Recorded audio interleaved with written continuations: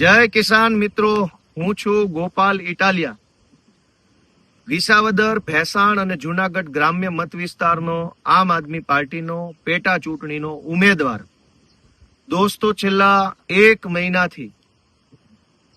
મહિનાથી આ કાળા ધોમ તડકામાં વિસાવદર, ભેસાણના ગામડે ગામડે હું જઈ રહ્યો છું. ખૂબ અસહ્ય તડકો, અસહ્ય ગરમી. સવારે વહેલા જાગીને ગામડે ગામડે જઈએ, રાતના 1-2 વાગ્યા સુધી મીટિંગો, આગેવાનોને મળવાનું, ખેડૂતોને મળવાનું, મજૂર વર્ગના વ્યક્તિઓને મળવાનું, માલધારીઓને, પશુપાલકોને મળવાનું, બધાને મળી આ પંથકની પીડા શું છે, લોકોની સમસ્યા શું છે, શું કરી શકાય એમ છે, એ જાણવાની કોશિશ કરી રહ્યો છું.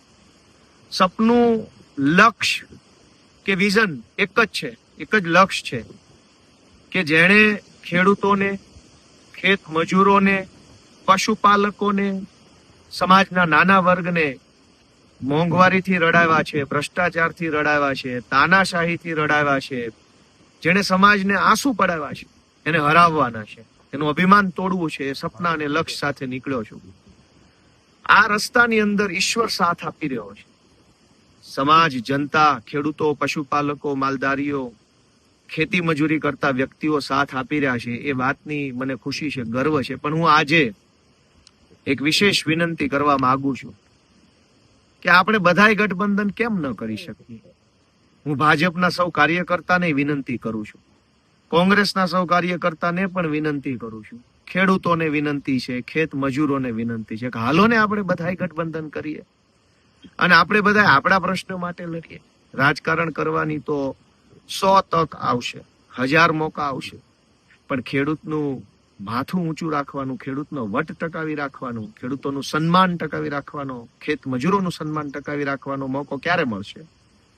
નાનો માણસ પીડાય છે, લાચાર છે, અને આ વિસ્તારમાં ભાજપને હરાવવું એ આપણા સૌની ફરજ છે, કર્તવ્ય છે. ત્યારે હું બધાને વિનંતી કરું છું કે આ ખેડૂતોની દયા ખાઓ, ખેત મજૂરોની જરાક રહેમ કરો. સૌ પાર્ટીના બધાય મિત્રો ભેગા મળીને કે હાલો ભાઈ, આપણે આપણા માવતરનું, માં જેવી જમીનનું, એ જમીન ખેડનારા ખેડૂતનું, એ જમીન ઉપર કામ કરનારા ખેત મજૂરનું, ઢોર ચારનારા પશુપાલકોનું, હવનું રૂડું થાય એવું કામ ભેગા મળીને કરીએ.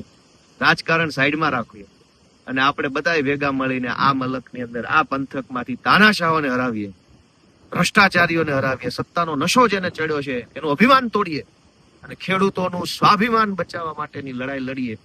એ હું બધાને આહવાન કરું છું, બે હાથ જોડીને એવી મારી વિનંતી કરું છું.